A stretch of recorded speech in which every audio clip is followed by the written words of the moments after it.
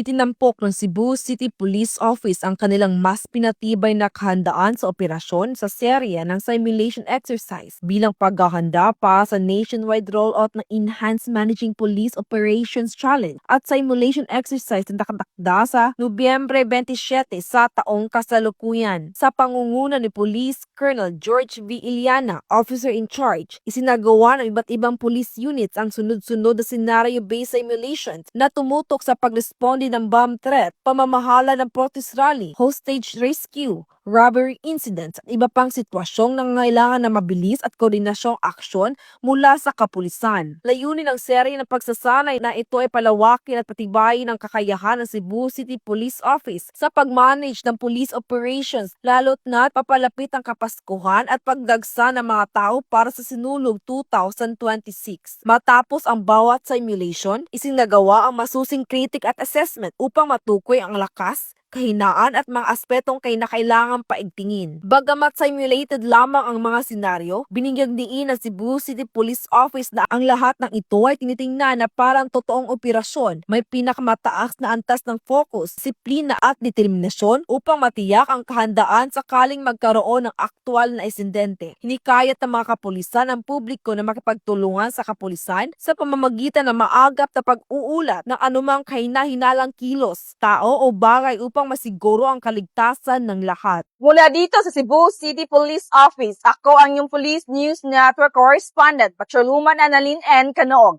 alagad ng batas, tagataguyod ng Balitang Pulis.